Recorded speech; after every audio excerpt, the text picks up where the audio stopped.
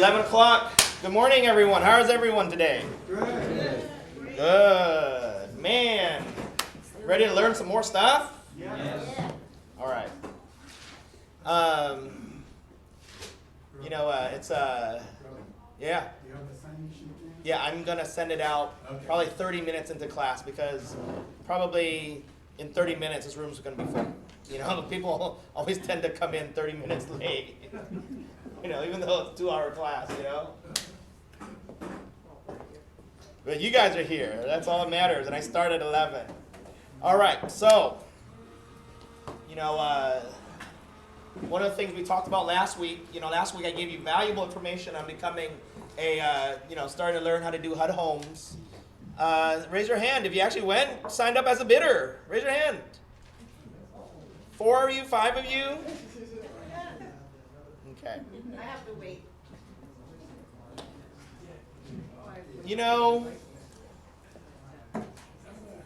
My coaching classes are these training classes and coaching classes, are give you a lot of knowledge and it gives you a lot of power to do things.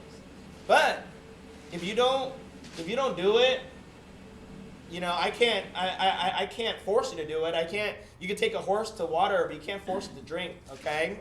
And the same thing about this business. One of the things that gets you and separates you from everyone else is the ability to act. Okay, the ability to act. Last week, just to see what's out there, I attended a business seminar, and it was a seminar down in the Bay Area, and I attended it on Thursday and Friday. And the crazy thing about it is a lot of the things that they're teaching, I actually automatically just sort of do, okay? But everyone else, they're treating it almost like this is like some kind of life-changing information. But in my head, I've always been doing it. I've always been doing it, One of the things that everyone has to remember here is that you don't have to be 10 times better than your competition to be successful. You know how much better you have to be? Just a little bit. You only need to be a little bit better than the competition to win big. So don't sit in here and try to be a lot better. You only need to be a little better. I'll give you an example, okay, of that thinking, okay? I'll give you an example of that thinking. In baseball, and I want you to remember this, is in baseball, when the people play that game, they have these things called batting averages, okay, batting averages, okay? The greatest players of all time, Albert Pujols and all these guys, on the Yankees, and because right now we're right in the middle of like the baseball's playoffs here, right before the World Series, and it's a big deal. And I don't watch baseball until this season, okay? And the crazy thing about it is that the best players on these teams hit roughly 300, okay? You know what that means? 300 technically is 3 for 10. It's like 30%. That means that for every 10 times someone goes up to try to hit the ball, they hit the ball into fair play 3 times out of 10. Okay? These baseball players, one player in particular, just signed a $300-something million contract. $300-something million contract. A 10-year, $300 million contract to play baseball. Okay? And it's for the 10 years. And that's not the most. A lot of baseball players getting paid from $10 to $30 million is pretty normal. Pretty normal every single year. Okay? That's if you're able to hit 300. That there are players in baseball that spend their whole lives playing in the minor leagues. See, in the minor leagues in baseball, and there's different ones, this is when you're just not quite good enough to go into the major leagues. In the minor leagues, you know what you're paid? You're paid maybe $1,000 a week. Okay? Or you play, you're not really paid, but you're giving food. And you travel with the team, and they pay for your food and room and board, but you don't really make anything. You play for the love of the game and the hope that you'll be called up into the major leagues one day. Do you know what those people hit? Those people hit 200. Those people hit 2 for 10. So the difference between someone making $30 million a year in baseball versus someone making $20,000 a year, the number is 1. It's 1 hit for every 10 times you go up to bat. You hit 1 more time. That's it. Do you understand? I have seen people that come from other businesses and other industries, other real estate companies, and had never sold a home.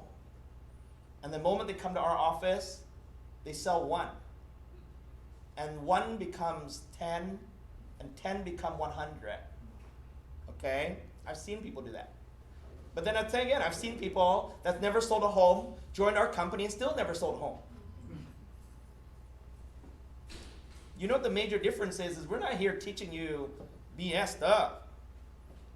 The stuff we're teaching you are the things that has turned many of our agents and around the country, working for us or not working for us, you know, the people that have learned these things and implemented them, they've made millions of dollars in this business, hundreds of thousands of millions of dollars in this business. Making money in real estate is a reality for a lot of people. I have some of my top producers in this room right now, okay? But the thing is that whatever you learn, you got to try to use, okay? Man, I was an 18-year-old kid. I was an 18-year-old kid. And the funny thing about it was, and maybe I'll tell you the true story, my first company I ever worked for when I first started real estate was Coldwell Banker. And I joined this office in Coldwell Banker in Fair Oaks. It was the Sunrise Boulevard office of Coldwell Banker. And when I started at Coldwell Banker, okay, you know how many homes I sold my first 6 months for them? You want to guess? A total of 0. 0 homes. Matter of fact, after 6 months, they gave me my license back and told me to go my way. You know, how can you get fired from a job where you don't make no money? You know what I'm saying? It's like, I didn't charge them anything. They gave me my license back. And because there was one thing I didn't realize. I didn't realize that it was actually my fault, in that I didn't realize that when I'm walking neighborhoods, you know, in Fair Oaks and Gold River and these nice areas, that when you're an 18-year-old kid that looks like you're 14 years old, they'd rather buy a cookie from you than they buy a house. I realized that. It didn't tell me, but I sort of realized that. Realized that, you know, I didn't know how to wear a suit. I didn't know how to talk. I didn't even know how to do my hair. I had a big old tail in the back of my head, you know. I thought I was a rat, you know. Back then, that was the in thing, right? And I didn't even, no one told me that. You don't even look like a real estate agent. When people come, they think you're going to sell them a cookie or something. You know, you look like a kid. So, of course, you know, you take Shangara Ram, one of our agents, who barely speak English. He speaks good Indian, but not good English. And you have him farming in Granite Bay. How many listings he going to get? Does it make sense? And so, you know, how did I become a top producer at 19? I started my own company when I was 20. When the first 6 months in real estate, I couldn't sell one thing. Well, you know how I did it? Is I went from that big company and I joined a tiny little company that all they sold was HUD homes. I went from this big company with big office, big name, and I'm saying that's not bad because we have that now. But what I'm saying is that I went to a company that specialized in foreclosures. And instead of me being Robert, 18-year-old kid with a tail on his back of his head, never sold a home in his life, trying to compete with all these people who've been doing it for 20, 30 years. Instead, I was this government foreclosure specialist. And I was selling these homes for like 20 grand. You know that my first home I ever sold in my life, you know how much that home was? I remember to this day, $18,000. It was a home. It was one of the condos in those McCoon condos. I don't know if you know the McCoon condos, the ones that are fourplexes over there on G Parkway. Those G Parkway fourplexes. Yeah. There's 4 units. There's the downstairs unit, there's an upstairs unit, there's 2 units on the side. They're 2 stories each, right? Yeah. And my first home I ever sold was one of those, $18,000. My first client name was Mom and Dad. Okay. I get what hey, I'll take it. But that one first commission check I got, I was hooked on this business. Because before that, I never worked for anyone, and except for the 5 days I worked at Safeway, when they're on strike, and that's basically it. So when I got my first commission check of $700, I was hooked. Okay,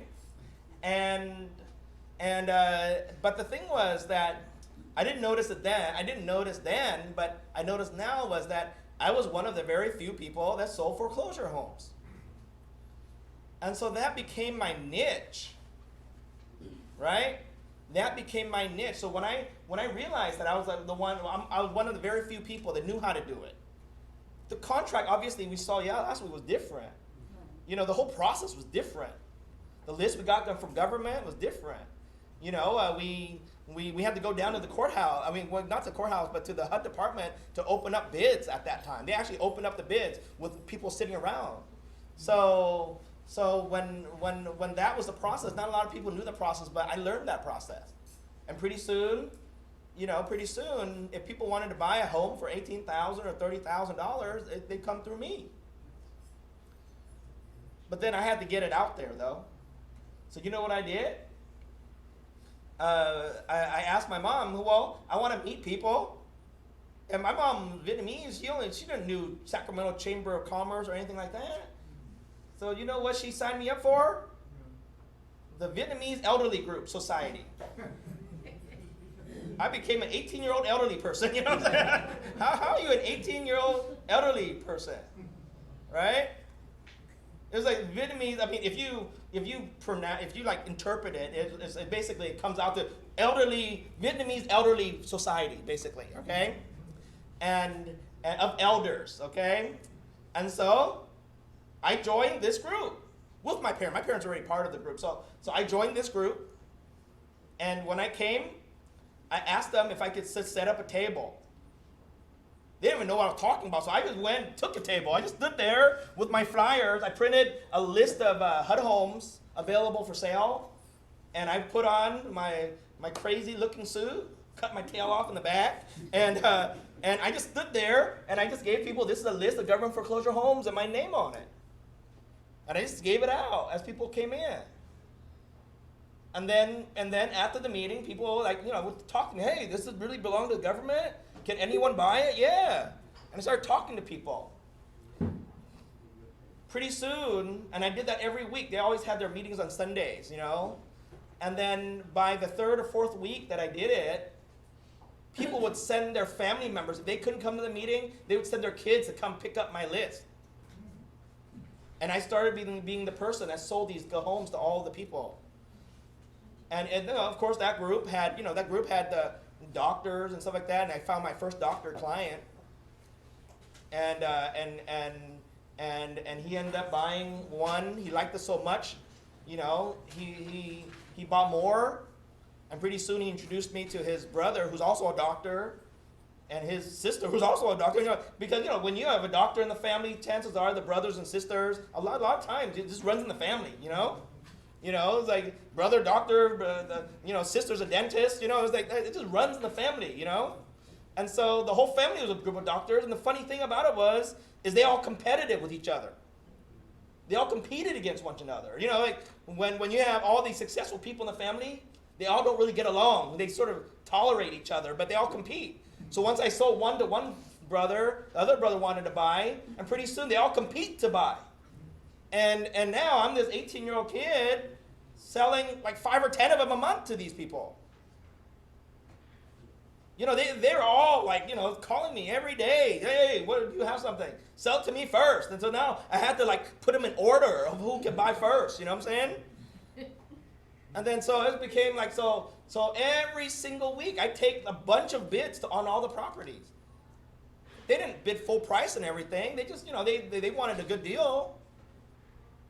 But they just gobbled a lot of them up. They just kept gobbling them up. And so I was sort of lucky because, what did I do? I stood out. Of course I sold some of these to like first-time home buyers too. So the people coming to those meetings for the Vietnamese community, they were so happy. I remember I didn't even speak Vietnamese that well. I still don't speak Vietnamese that well, okay? But I spoke Vietnamese a lot better after working with these people,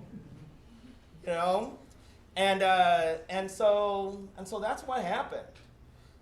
What I'm trying to get at before I start my lesson for the day is that last week I taught everyone how to, or at least how to get started doing a HUD home. Does it mean that you specialize in HUD homes? I mean, you might do, like I said, you might do 1 or 2 or 3 every year. But when you're able to do it, you open the doors to being able to say, hey, I do government foreclosures as well. You don't say I exclusively do government foreclosures, but you can say I have knowledge on how to do a government foreclosure. I'm a registered bidder, with the housing and urban development.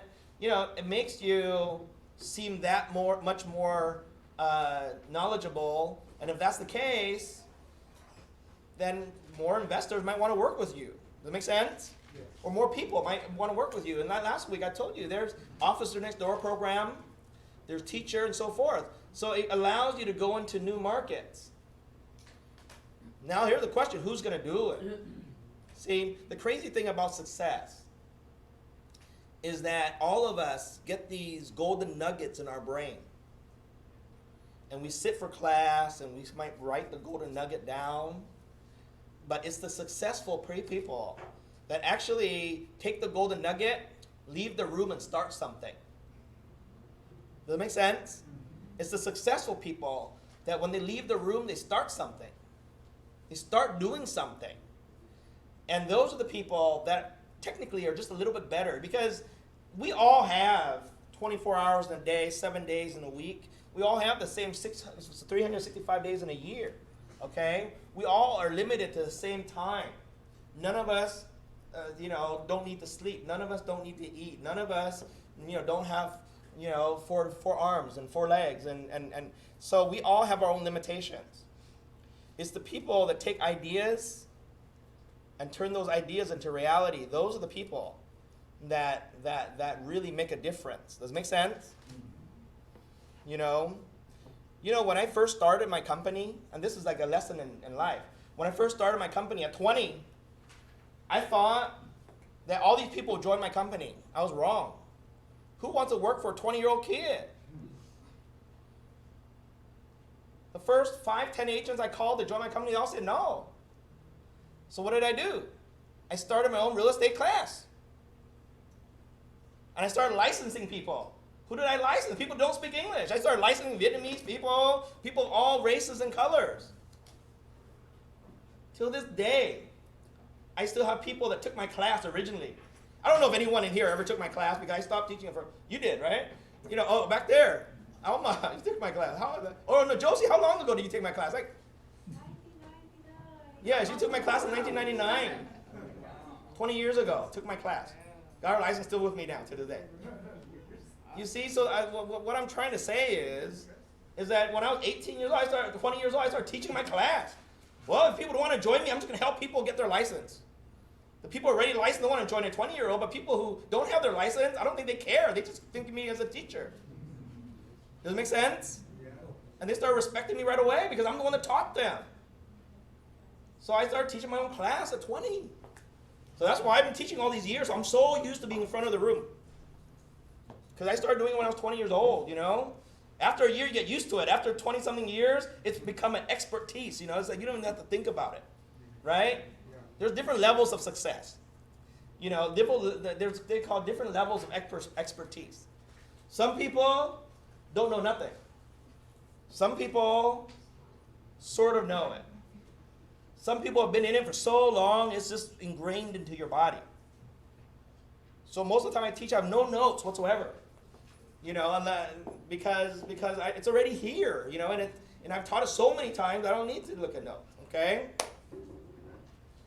Except for when there's things that are put out that I think are very important, then I'll just teach you right from the material, okay? Like today, there's some very important things that are put out, so I'll teach you right from the material. So like I said, you know, to be successful, take these ideas, come up with a plan, and implement it. Okay, implement it. You got to commit to it. Okay, and if you do that, you'll be successful. If you don't, then I don't know what to say. Okay, I don't know what to say. All right, so today's training is on a couple different expertise. Okay, I'm gonna hit the trustee sale. I'm gonna hit the trustee sale. Okay. I'm gonna hit the short sale. Okay. And of course, if we have time, I'll hit the probate sale.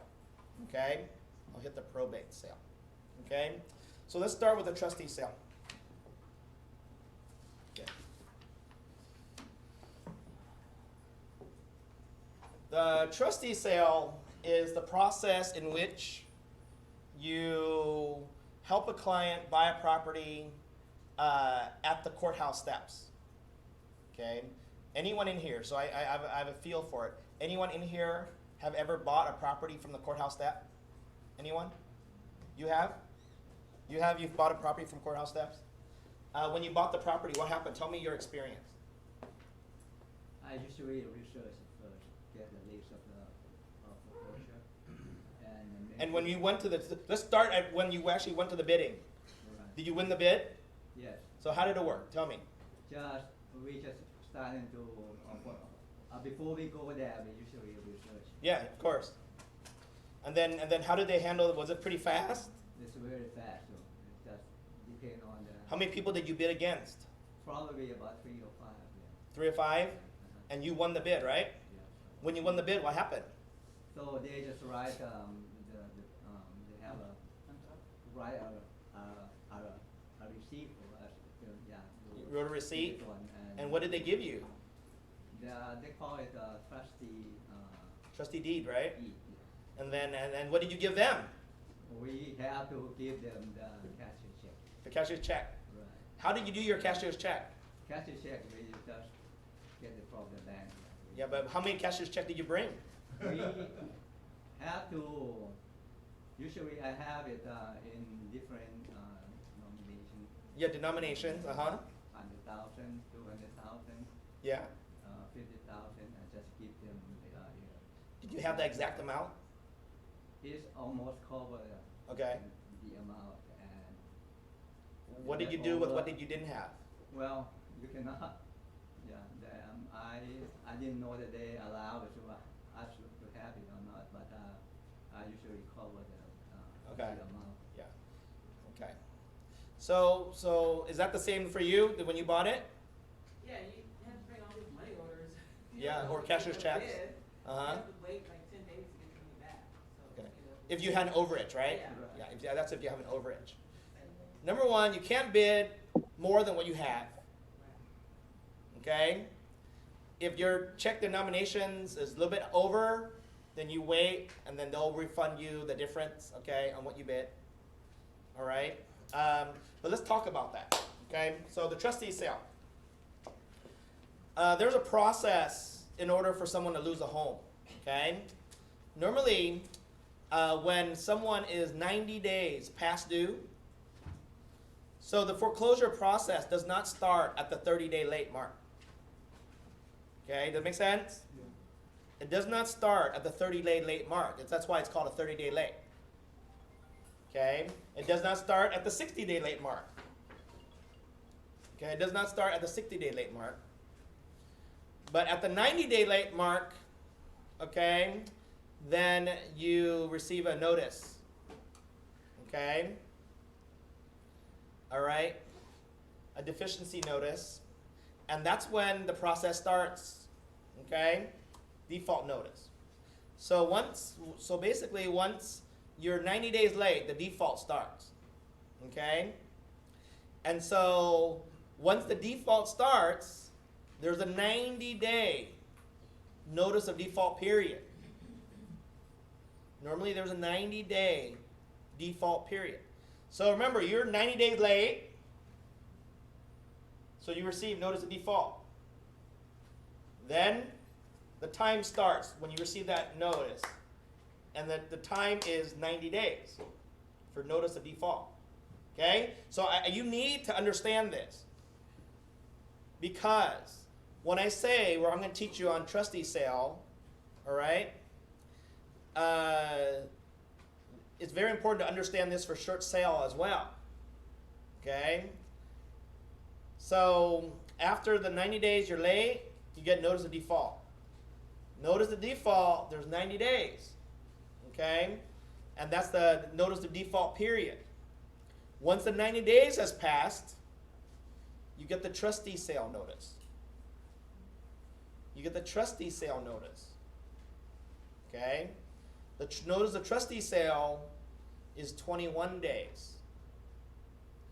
So you had 90 days to pay this initial payment and get yourself, caught up.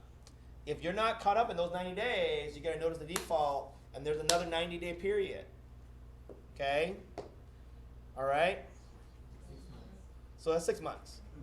After that next 90-day period, if you fail to catch up, or you fail to mitigate with loss mitigation, and then we'll talk about that a little bit, okay? Do some kind of workaround or workout or something like that. If you fail to do that, then the trustee sale notice comes in, and it's 21 days. Okay, notice of trustee sale. And after the 21 days, the property goes onto auction. Does it make sense? Yes. Okay. When a client goes into notice of default, they're going to start getting letters and calls and bombarded with people trying to buy their property, potentially, if there's equity in their property. If they're upside down on it, okay, then people will know. Then people will just let it go to trustee sale then. If that's the case, they'll just let it go to trustee sale and buy it at auction. All right? So at the trustee sale notice, you have 21 days. Okay? Now, the question is, how do you look for these properties? The notice of default and the trustee sale notice is public information, actually. It's recorded. Okay, when a notice of default is recorded onto your property, when a trustee sale notice is recorded onto your property, it's actually recorded at county recorder's office. Okay? If you subscribe to something like the daily recorder, if you subscribe to the daily recorder, you'll get the list. But there's an easier way to get it. If you just join like websites like Foreclosure Radar, okay, and there's several websites, primary ones. These websites give you information on that. I no longer subscribe to it because I don't really practice myself. I just teach you guys. But I have agents that do, okay? And you subscribe, it's very cheap. It's like $20, $30 a month, okay? And you just subscribe to what? Like $89. Oh, is it? Oh man, times have changed. Wow. Used to be 20, 30 bucks. Does anyone in here subscribe to it? Do you? I did for a while. Okay, so 80 bucks? Okay. Almost $90. But tell me, what information do they give them? They give you the notice of default, they give you the dates of the trustee sale, they give you the owner, so you have, And do they give you the research too? yeah. Yeah. They try to give you as best research that they can. Okay, so but don't always just trust it though, okay? Here's like the sites that give you information. Will give you information on the properties coming up on the market. They'll give you information on when the property is coming up for trustee sale. They will actually save you time because they'll also give you information if a trustee sale's been delayed or canceled on a certain property, right? Yeah. Okay? And they'll give you as best the homework as they can do. Okay? As best the homework as they can do. And this is what I mean by homework. You know, like you said, when you bought the home from auction, right? You had to do homework on it, right? What did you have to do on homework? What did you do? Tell the group so people know that, you know, we're coming from experience here. What homework did you do? Sometimes we have to go to the county recording office and search it ourselves. Okay? Because the information from the website and I think, yes, I think we better go and verify it. Yeah. He said it. So you've seen the information on the website, right? Yes. But did you ever find something that was different than on the website? Yes or no? Sometimes, yes. Yeah. Especially some lien on the utilities. Yeah. Sometimes it's not appear on the website. But does it appear at the county? Right. Yeah.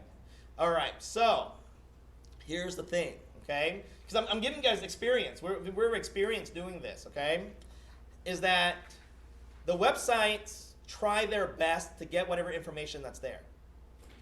But websites aren't perfect, and the people that research it aren't perfect. If there is a property, and definitely your client is looking to bring a bunch of cashier's checks to buy this thing, okay? One of the things I always recommend, because believe it or not, the daily recorder's office is right next, very close to where the auction is, okay? Very close. But it doesn't mean you do it that morning because it starts at 8 a.m. sometimes, you know what I'm saying? So a day before, a couple days before, a week before, you go down there and you go to the recorder's office and you pull up that property yourself. And you see if there's recently, because of people doing homework on it, might have done homework on it a month and a half ago, 3 months ago when it went into notice of default, right? Yeah. I mean, things have been recorded on, might have been recorded on it just recently. You know what I'm saying? Because chances are, a lot of times, when people are getting close to the time where they're in trustee sale, that's when all the utility liens start. That's when all the utility liens start coming up. You understand? Okay.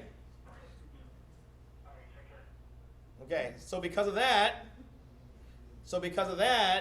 it's always good to research, you know, a day or 2 or 3 in advance. See if anything really popped up. Because those liens could be a little bit or those liens could be a lot. Okay, does that make sense? Yeah. Those liens could be a little bit or they could be a lot, yeah. Can't a title company also give you that information if you have a relationship established with an escrow? Yeah, and that's what we're going to talk about next. Okay. Okay? Because, you know, another thing I would do is that not only would I do my research on it, but I would get a title company that I worked with, who worked with me, you know, that you work a lot with it, because don't do it with all these other title companies. If you're going to be specializing in this type of property, I would just work with one title company, okay? And that title company would be like a partner with me. Back then I worked with Stuart, and they would give me a title guarantee on it. Oh, Okay, I would ask them for a binder on the property that I would buy the day I bought the property. So I'd go into it saying, I'd like to buy title insurance on this home that I'm going to buy from the auction. If it's an experienced title rep or title officer, they'll know what you're talking about, okay? And so they'll issue a guarantee that they'll issue title insurance, and the day you buy it, you go buy title insurance on it at the same time. You understand what I'm talking about? You buy an owner's title policy, all the CLTA policy. You buy the CLTA policy. So say, I would like to buy an owner's title policy on this property. If I win the bid, you know, you got to give me a guarantee that you'll issue me title insurance. You understand? They don't mind. They'll sell it to you if they feel comfortable with it. And because they're going to sell it to you because they feel comfortable with it, they've already ran their prelim and they're talked to their attorneys and they've already said, okay, we'll sell you the policy. You buy the property and the policy. Did you do that or no? No, I didn't know that we You didn't know that? You didn't know how to do that? Okay. Must not work with a good agent. You work with an agent or no? no, I was But by yourself, okay.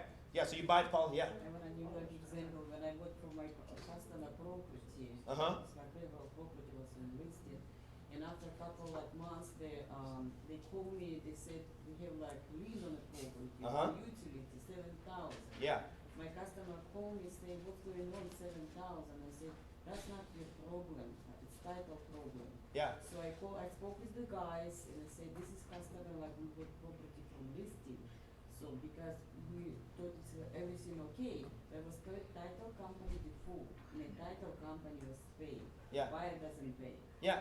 The title company paid it, right? Yes. Yeah. I mean, that's why you buy from the title company. So you can do all the homework you want, okay? But to protect your client, The title. have a title company ready. Does it make sense? Title policy, $1,000, $1,500. It's very little in the big picture. Does it make sense? Yeah. But you're protected. So do your homework, but don't guarantee yourself. Say, I have a title company ready. And the title company has issued me a guarantee that they'll go ahead and insure this property. The moment you buy it, just go to the title, buy the policy. You don't have to go through escrow and everything. It's not money changing hands. They don't have to record anything for you. It's just you buy a title policy. You understand that? Just go buy the title policy. And then the escrow company already gave you an okay to do it. Right? Yeah. Okay, so let's talk about how it works. Here's some more tips. Okay? So tip number one. Okay? Tip number one. Okay, this is called a pre-foreclosure. Okay? Tip number one is inspect the property. Okay?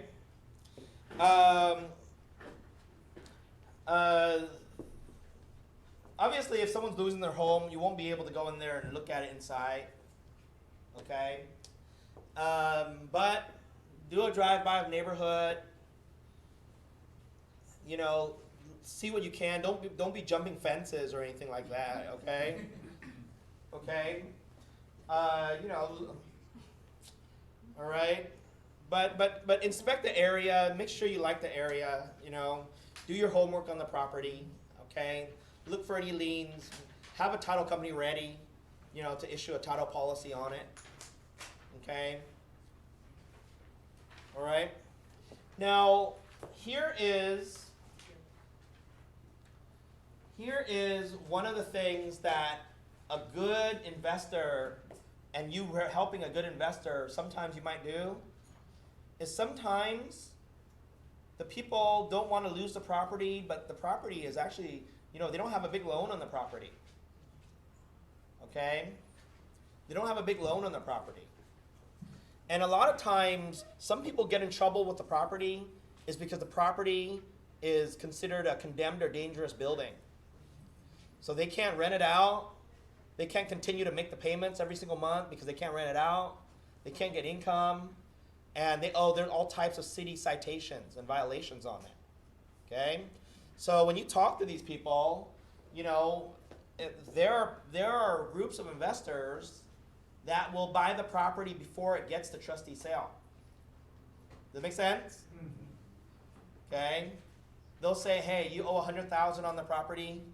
I know if it's fixed up, it's worth $200, but I think you're in pretty bad shape here. You know, you owe the county or city, you know, $5,000. You know, I mean, there's at least $10,000, $15,000 of work on the property. You know, look, I'll give you $10,000, and I'll pay off everything that you own on the property, and at least you walk away with $10,000, $15,000. Does that make sense? And sometimes they'll just take it right there. Because what happens is if you wait for it to go to auction, someone might outbid you. Does that make sense? Yeah. If you let it go to auction, someone might outbid you. I mean, I've seen people, you know, and I've seen people actually go up for tax auction.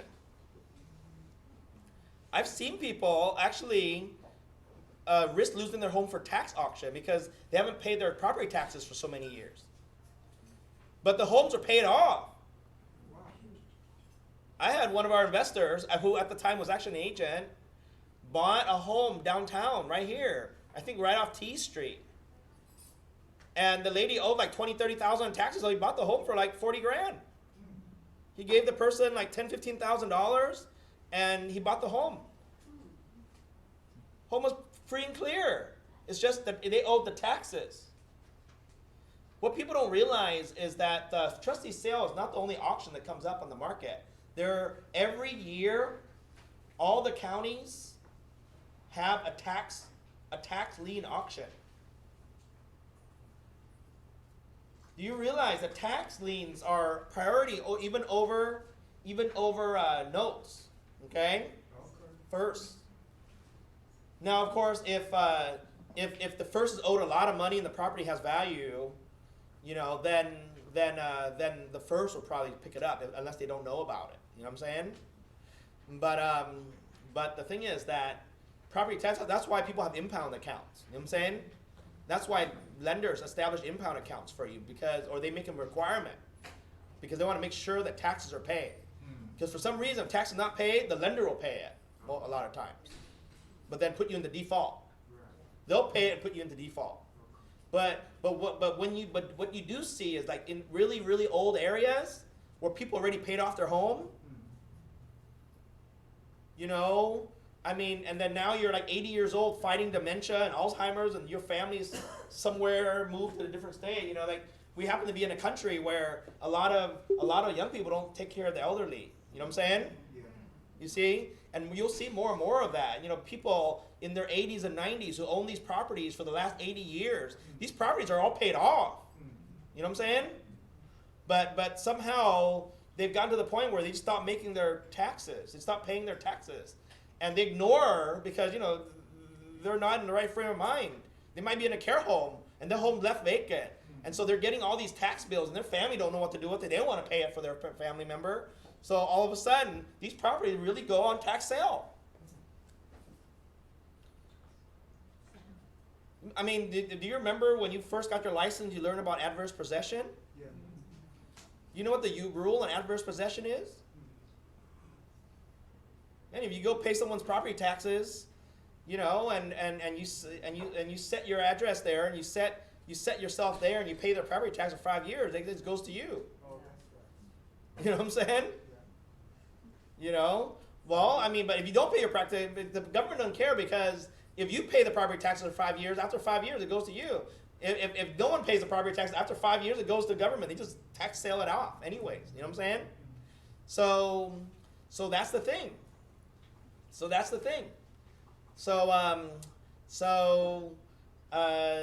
there's a tax auction that you could go to, but the thing is that when you go to a tax auction, if you do buy the property at tax auction, there's a 1-year right of redemption. Meaning the person that lost the property, they have a year to come back and, you know, and the laws are all written out. You know, they have a certain amount of time, let's say, okay, to come back and redeem. Can you get the money that you put in? Yeah, you get the money plus interest, okay. okay, plus interest. But about short sale, same thing too? No, short sale don't have a right of redemption. This is on the tax sale, okay?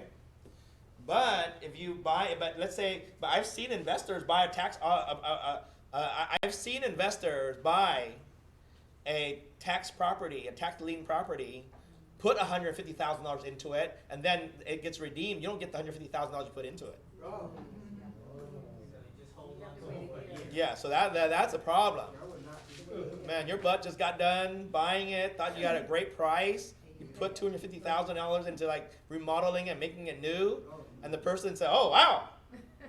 They come back, give you what you paid for the tax auction, the $30,000 you paid for the tax auction, and now you have to give them back the property plus interest on the $30,000. What's the likelihood of that, though? Huh? What's the likelihood of that? Is that pretty rare? No, of course. I mean, no one's stupid, but there's a lot of stupid people out there too. You know? It makes sense? Yeah. A lot of stupid people. I mean, one of the craziest things, not craziest, but you see it. Is you see people buying seconds thinking they were first. You know, I've been to auctions before where I went into it knowing that these two properties would not sell. And here I am, they start the bidding, and I see this guy bidding on it.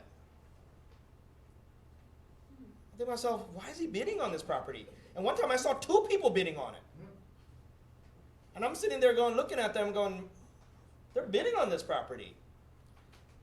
Do they even know it's a second? Do they even know it's a second? You know, I saved one guy one time. I said, does anyone want to bid on this property? The guy raised his hand. Well, the starting bid is at so-and-so, here's the, so-and-so, and the property, in my mind, was only worth like $200,000, and the first is $240,000. Oh, wow. And they had a second that was like $70,000. Oh. And I said, okay, this next property, and I'm thinking, okay, this guy's gonna go back, because I'm waiting for our property to come up, right? And so it's like, does anyone want to bid on this one? And the guy raised his hand. And you can always tell who's inexperienced when they go there. You know, because he wore a suit. You know, you don't wear a suit to this thing. I mean, all the seasoned investors are wearing shorts. And they look all raggedy. The poorest people are the ones. The richest people are the ones that look the poorest at these events. Okay, I'm telling you. You know what I'm saying? You have to, so you don't get. The guy that looked like a bum standing in the corner, he's a multimillionaire there. Okay, I mean, Yeah, and so this guy wore a suit to this thing with his wife. He brought his kid. It's like, oh my God. So I felt bad for him. I said, this is a second, right? He goes, what? What's that? So you don't know what that is?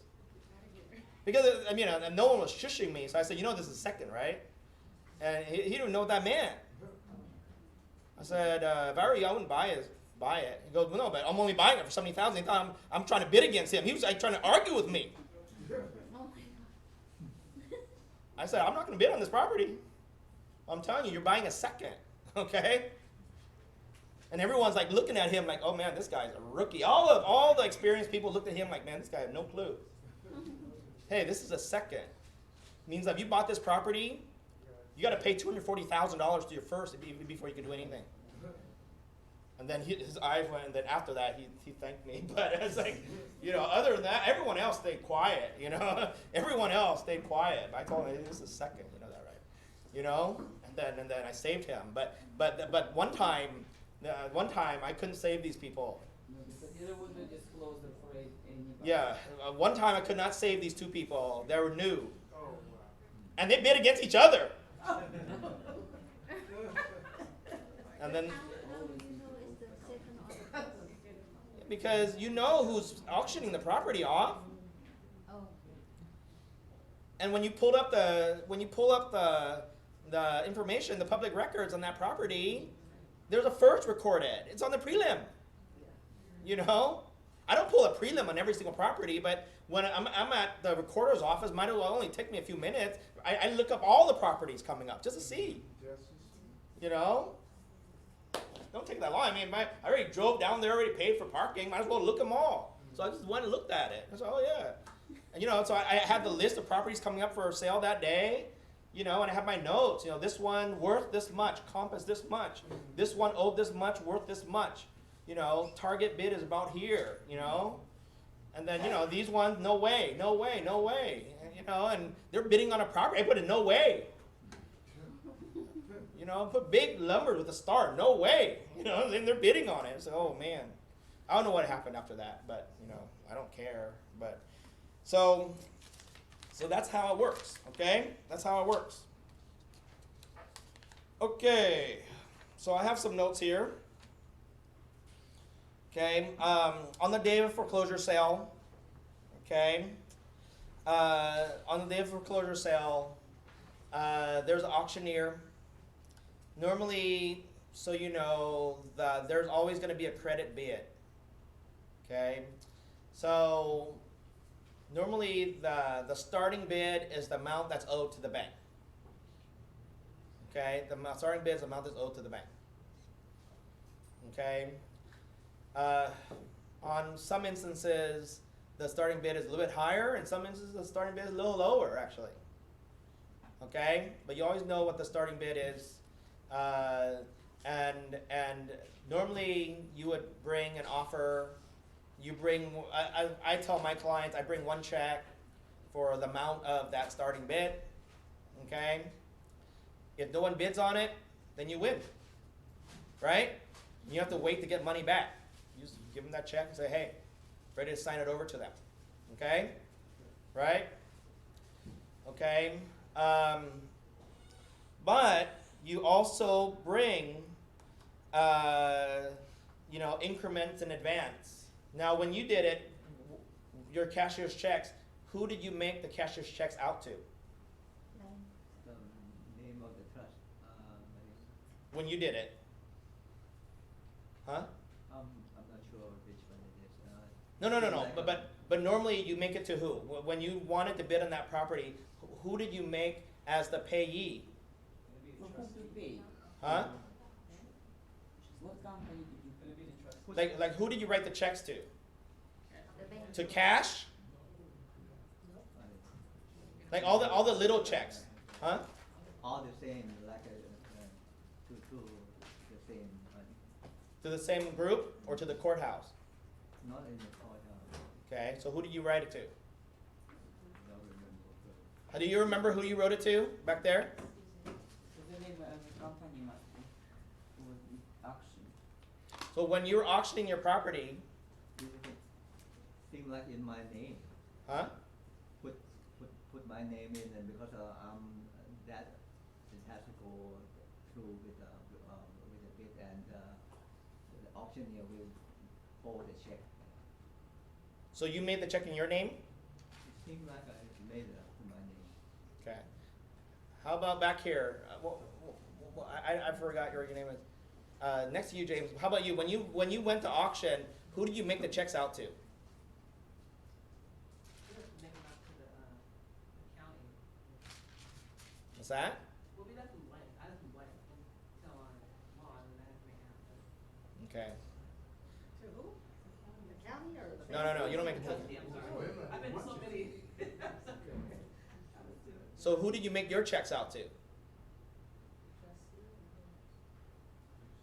Do you remember?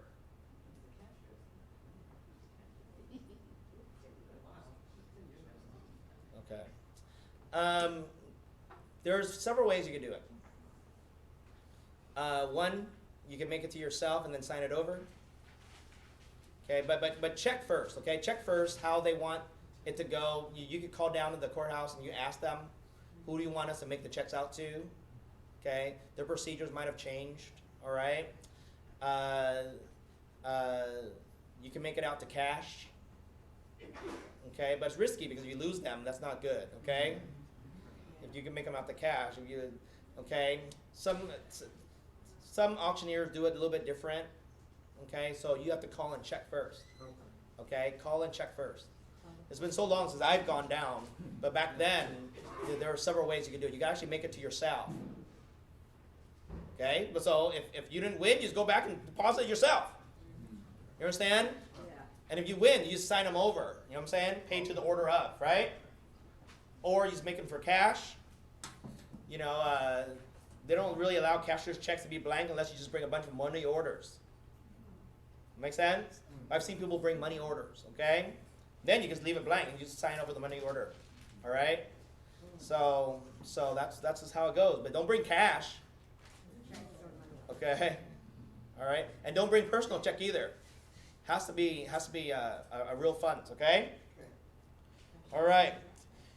When you won the bid, okay, there's either a lender representative there, but in this case, the lender representative has given authority to the actual auctioneer, and you get a tax deed, you get the deed right there, okay? It's not a grant deed. It's basically a quitclaim deed. Okay, it's a trustee deed. Okay, what's that? Trustee deed. Huh? Well, it should be a trustee deed. Okay. Yeah, the trustee deed. Yeah. All right. And Sometimes bank buy it back too, right? what? Sometimes bank buy it back too. Well, that's the bank's opportunity to buy it back. The bank is the bank is the credit bid. The first bid is always the bank's bid, and the bank normally bids what they're owed. Make sense? Yeah. Yeah. Now let me ask you something. If it sells for more than what is owed, then what happens to the money? Huh? Go to the sellers, go to the Surplus owner. funds, so the surplus funds can go back to the owner. Yeah. So here's the thing. The bank, for this purpose, is not there for a profit. Okay? Normally the bank just bids what is owed. Sometimes the banks even let it bid for less. Okay? Now, anything that's more than what is owed, okay, anything that's more than what is owed is a surplus, and that goes back to the person that lost the home. So if it's $20,000 over what is owed, the bank doesn't keep that. All right, until it belongs to them. All right. If the bank, if it's bidded for $20,000 over what's owed, then the surplus goes back to the person that was going to lose the home. Make sense? Yeah. Okay. But once the bank gets it, then it's theirs. You know, there was a time where there were so many foreclosures that when the banks took the home back, the bank held them. You know, you sometimes heard about shadow inventory. You guys hear about that? You know, sometimes when the banks get him, they don't want to continue to flood. Let's say if a bank took a home, and they didn't take one, they took 100, Wow. and it's in a neighborhood where like the vast concentration of those homes they took was in a certain area, and they also have notes in another 1,000 homes in that city, they might not put the 100 homes they just took back on the market right away. Tell me why. They flood the market. It might trigger the rest of the people to default. Right. You understand? Yeah. I mean, all of a sudden you flood the market with 100 foreclosures. Yeah.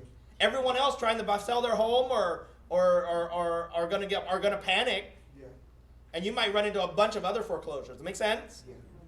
So that's when it goes to asset management, and asset management will then choose at that time what they want to do. Sometimes they'll just hang on and rent them out. You know? Sometimes they'll hold them vacant for a while. You know? Sometimes they'll put them on the market right away. Does it make sense? Okay? So that's how that works. Okay? That's how that works. Okay? What Yeah. if the seller, I mean, the owner doesn't know that he might get some, money, No, they're supposed to, by law, they're supposed to send that money back. okay, 'cause I never heard Huh? homeowners receive that surplus. Yeah, but they're supposed to. But a lot of times we don't have a good address for those people. You know what I'm saying? When they lose their home, it's hard to find them. You know. But banks they're not supposed to. They're not supposed to, you know, keep that money. Okay. All right. That's good to know so we can advise our. Yeah, but you gotta, if you're gonna lose your home to trustee sale, chances are you're not gonna get anything back. Because they always charge interest. There's all types of stuff. You know what I'm saying? There. All kinds of fees. Yeah, there's all types of things. So yeah, chances are you're not going to get very much back or anything. Okay, right. The properties sold at courthouse steps are always as is, completely as is. Okay.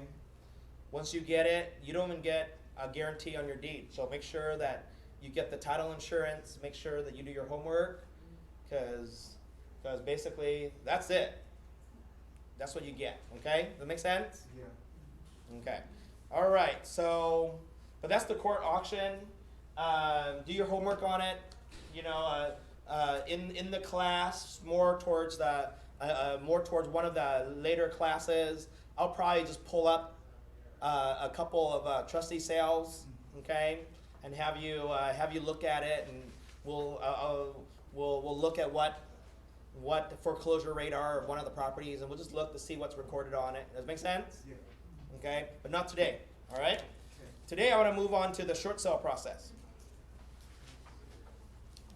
Okay. So I can get through with this. I'm going to move on to the short sale process. Okay. I spent an hour on this already. All right. So there is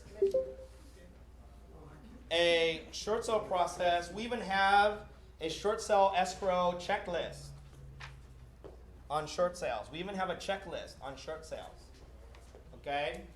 We even have a checklist on it. Okay?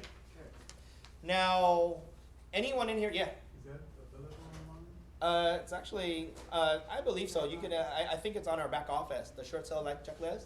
Okay? Oh, we don't get those. But we're going to be putting two other items on our back office. But these are things that actually is in your resources. All of you guys are realtors. Okay?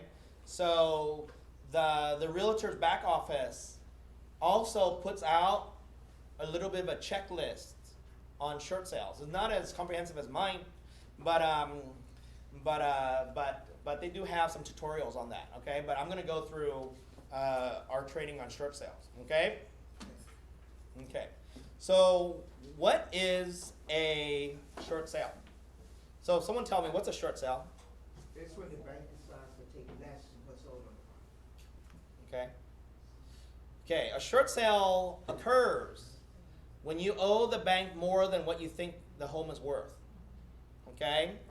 And instead of simply walking away from the property, you are now wanting to sell the property.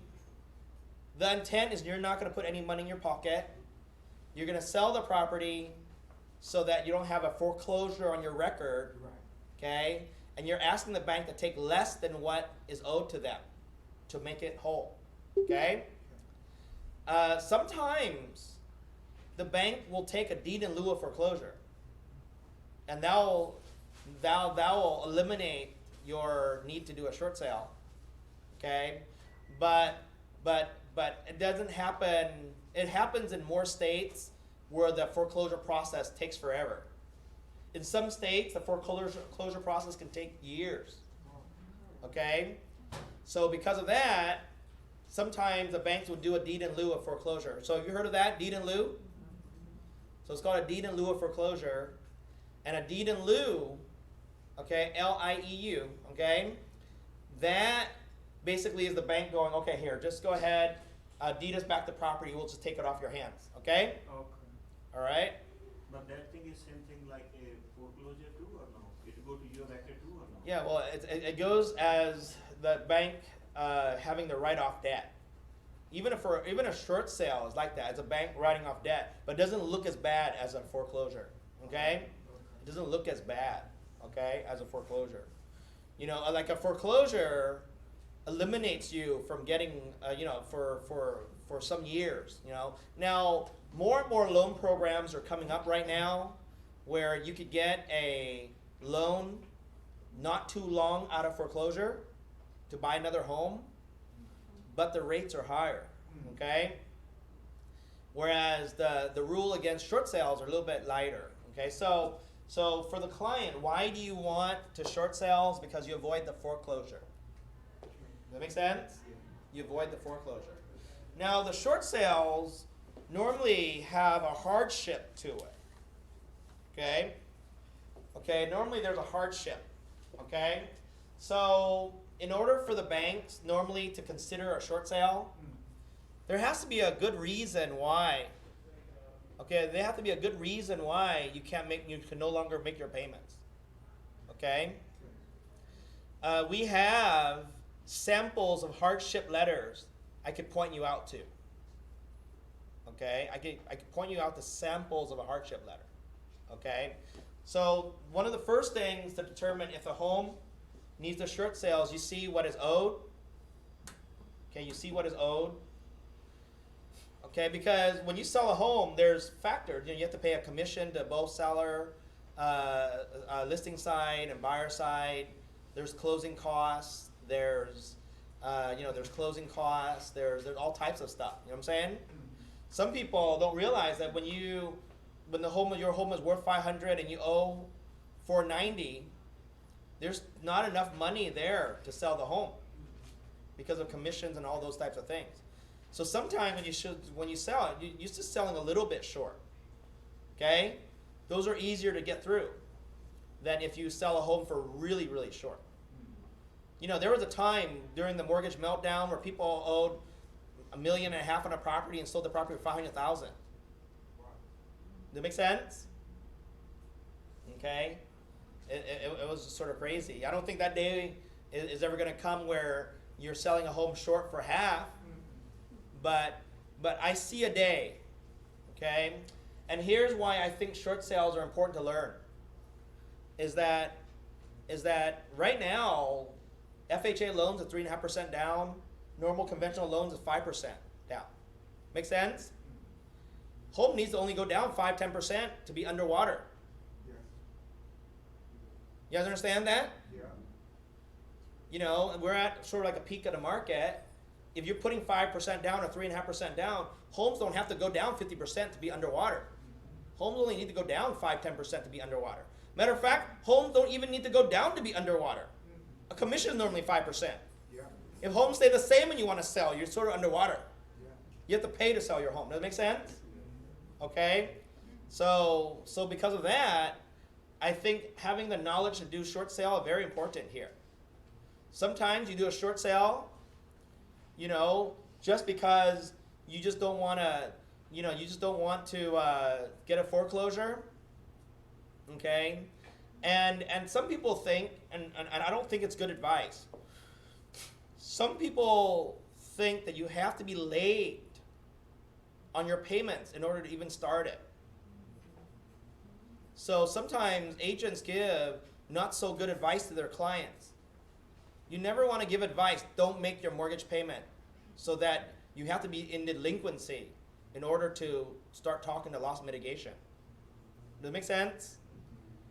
I don't think, for me, I don't think that's the best advice. Stop making your payments so that you can, you know what I'm saying? I remember banks saying, if you're not late, you're not going to. Yeah, but they've revised a lot of Yeah, they did policies. A lot of mistakes. We were Dude, crazy. back then, I'll tell you, the banks, they had an Obama program, that Obama's loan modification program he put out. No one understood how that worked, okay? Yeah, we were.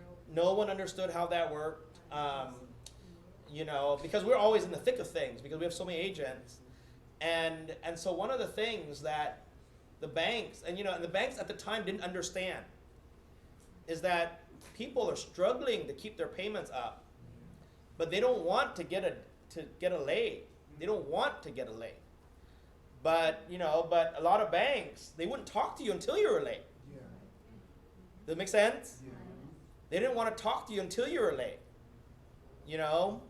So you really have to start talking to the bank. Like my suggestion is always, if the client is in a hardship and they're having a hard time with the property, start calling loss mitigation now before they're even late.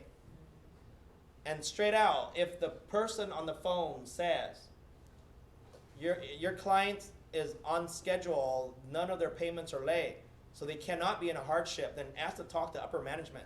They'll understand. Does that make sense? Yeah. You know, eventually, yeah, but I never recommend telling the client not to pay their payments. You know, as a responsible company, we would never train you to tell your clients not to pay. Okay? What? To not pay. Maybe, but at the time, That wasn't passed. but at the time, okay, check this out. I remember when Countrywide and some of these companies used to have their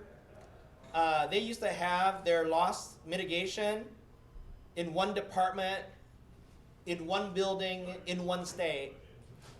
And then they would hire an outside company to handle all their foreclosures.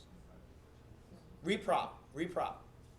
And the crazy thing about it is that the loss mitigation would be in the process of their short sale or negotiating your short sale, while the foreclosure company would proceed with their foreclosure, and they would not communicate with each other and let the foreclosure company, the separate third-party foreclosure company, know that, hey, we just approved the short sale here.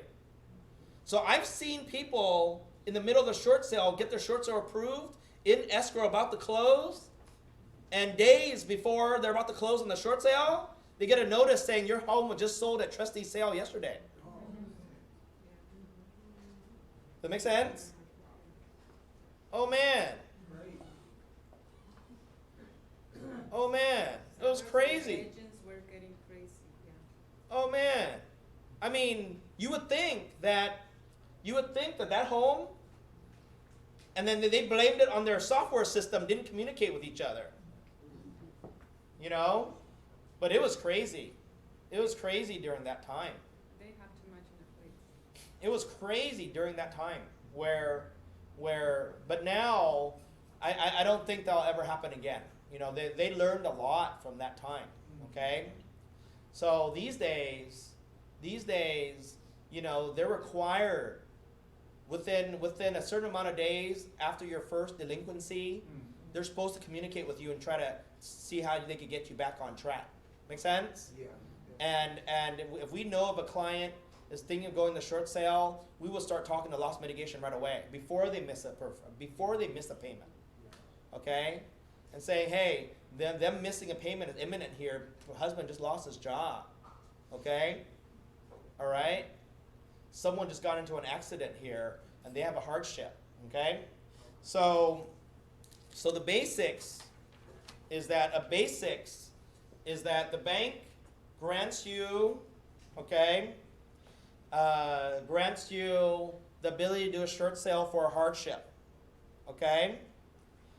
Okay, so examples of hardship is something that reduces your income, so you can write this down, okay? So now we're in the note-taking section here. So some examples of hardship is unemployment or reduced income, even reduced overtime, okay? People who have been receiving long time overtime no longer gets it, you know what I'm saying?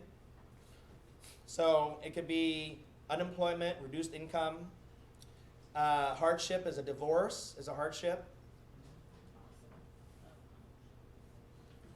A medical emergency, some kind of medical emergency, where all of a sudden you're accruing medical bills, okay? And a job transfer, where now you have to like move to your workplace, is you know, obviously a death in the family, you know, is a hardship. A bankruptcy is a hardship, okay? So now this is an important part, okay?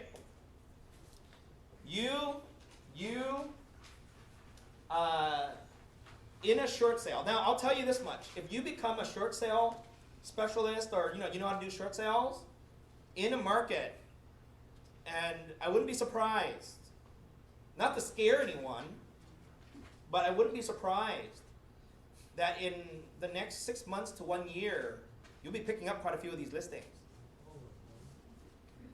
I don't want to scare anyone. Not to scare you. But what did I just say? If the market goes down 5%, You're underwater. you're underwater. Okay, just 5. Now, in a slowed down economy, you know what people do? They lose their jobs. Yeah. You guys understand that, right? Yeah. You know that even though job is pretty strong right now, in a recession, one of the first hardships that come up is people lose their jobs. okay? The combination of people losing their job and the market going down 5% will put people underwater. You guys understand that or not? Okay? So I'm not talking about a massive bust here. I'm talking about a 5% shift. Okay? A 5% reduction won't get people to go into a lot of foreclosure. You won't see a lot of that. That takes 20, 30, 40% there to go see a lot of foreclosures. You know, do I see 40% in the next market correction? No, I don't see 40%. Okay? 5%. But I do see 20. Okay? You only need 5% to go into a short sale time. Does it make sense? Similar to the 19, Late 90s. late 90s. Yeah, similar to late 90s, you know? Because then, you know, there's huge drops like this, and there's like, you know, softer bust drops, right? But I think we're going into one. Now, it's been a study here, okay? It's been a study here. Do you know that the world's strongest companies are companies that are born in a recession?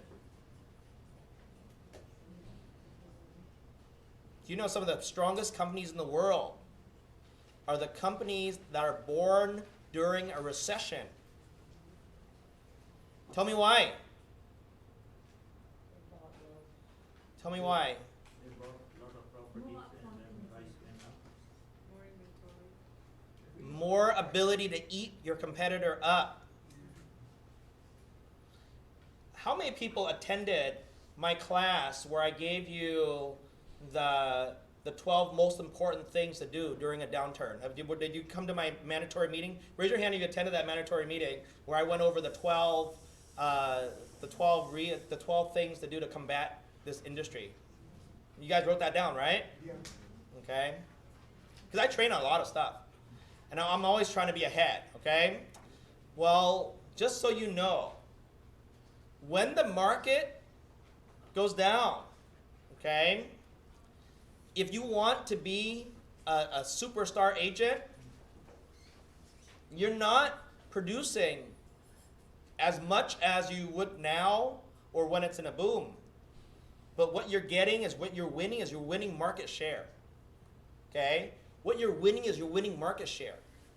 The companies that start and are strong during a bad time, they have the ability to eat their competitors, even buy their competitors out, buy their competitors' technology, buy their competitors' clients. When the market's bad, but the companies that survive when the market's bad, people build a loyalty to those brands because those brands stayed strong. When the market picks up again, those companies take off. You guys understand that? So companies that are built correctly, they look forward to these times. Because these are the times that companies are not run right. Agents, you guys are your own little companies amongst yourselves. If you run yourself right, and if you're with us, and I'll continue to train you to run yourself right. If you run yourself right during a bad time, then you are taking over everyone's market, right? Because people are leaving the market. They're quitting. Yeah. So you're taking over their clients. And then when the market goes good again, boom, you have your clients, their clients. You become a monster. You guys understand that? Yeah. When the market goes down, do you market less or do you market more? You market more. You might only need to spend $10 on a lead to get a client in a booming market. The same client may cost you $100 to get in a down market. But in a booming market, you're competing against 10 other people to fight for that client. In a down market, you're competing against maybe 1 or 2 other people, okay? The only reason you're spending $100 is because there's less people buying or selling. The thing is, you're competing against less people. But you're winning that market share battle, right? Right? Yes. See, because let me ask you something. Let's do the math here. if there's $1 million to be made in South Sacramento, and there's 10 agents competing in South Sacramento for that $1 million, then your share is, and you're a 10% share, you make 100 grand. When the market goes down and there's only $300,000 in the Sacramento marketplace, but you're only competing with you and one other agent, if you do it right, you're still making $150,000, right? Or let's say there's 3 agents in the $300,000 market, you're still making your $100,000. If there's 6 agents in that market, you're only making 50. But let's say there's only 3 agents in that market, and each of you stayed strong, you each still make your $100,000. So the South Sacramento market might have $300,000 in commission, but there's only 3 of you left. So each of you still make your $100,000. All of a sudden, boom, it goes back to $1 million marketplace in 4 or 5 years. But the 3 of you, instead of the 3 of you, now 7 more agents goes into the market, but the 3 of you have been killing the market for the past 4 years in a downturn. Each of you might still keep 30% of the marketplace, and then the other 7 new ones that come in are sharing the 10% that's left. So when that market goes back to $1 million market, and the 3 agents that stayed strong each have 30%, now you're making $300,000. You understand that, what I just said? During the boom market, $1 million commission in South Sacramento is being shared between 10 people.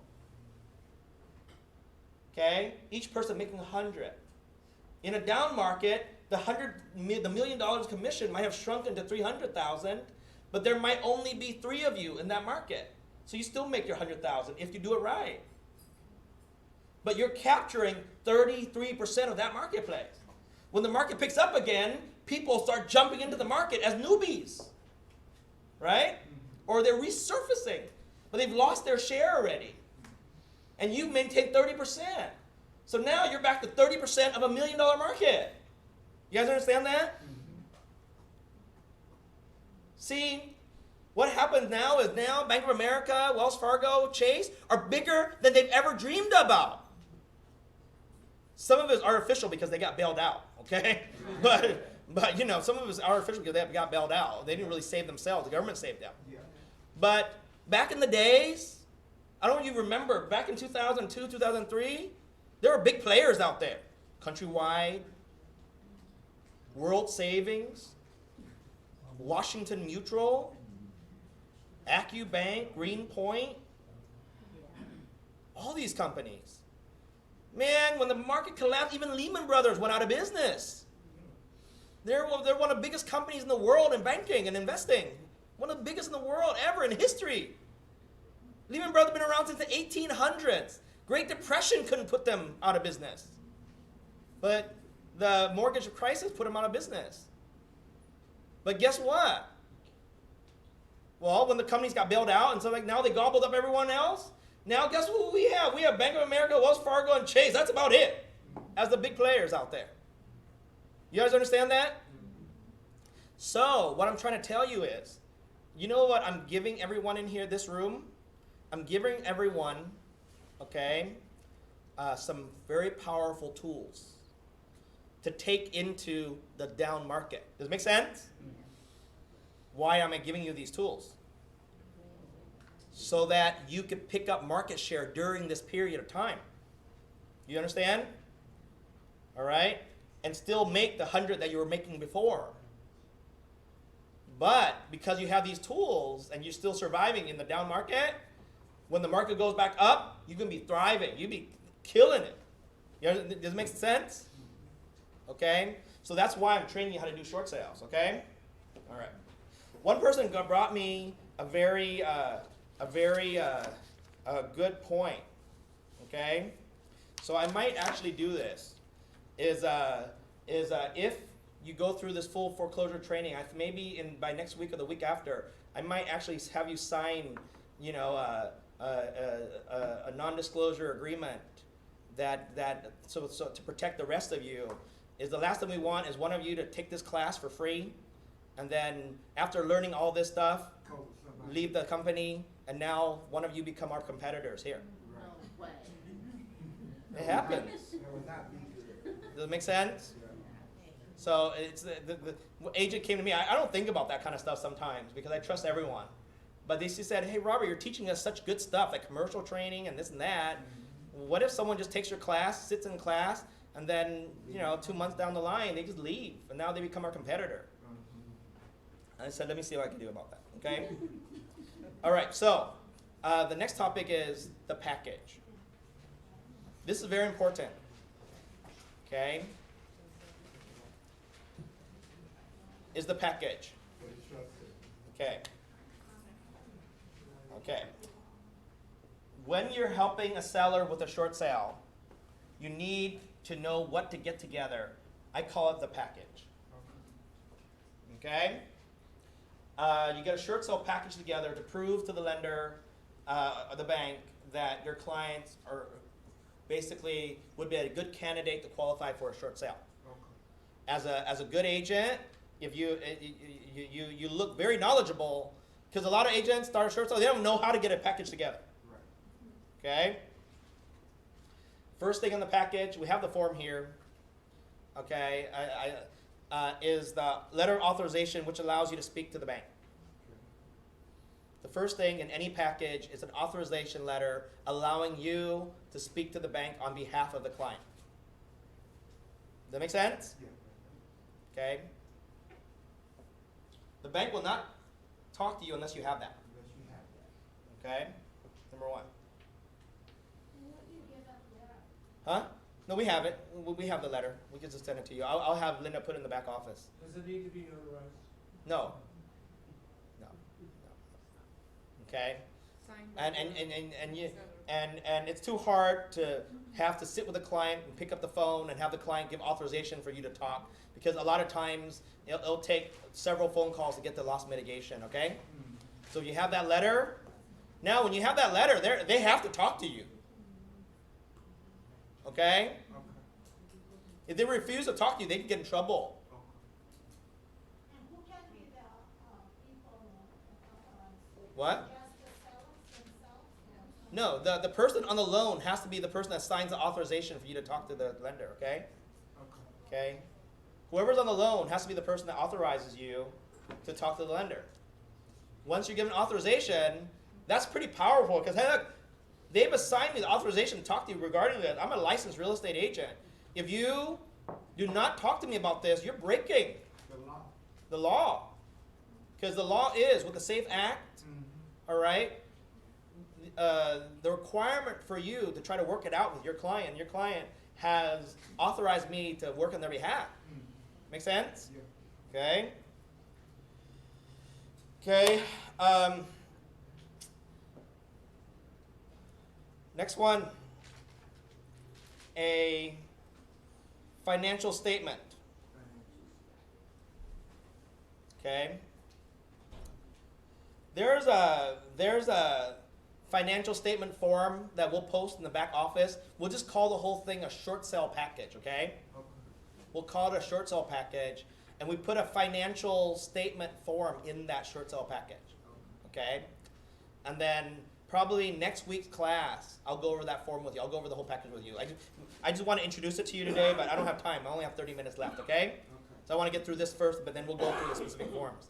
But there's a financial statement that they'll need to fill out, okay? What their income is, what their expenses are, what their monthly expenses are, car payments, how much they spend on groceries.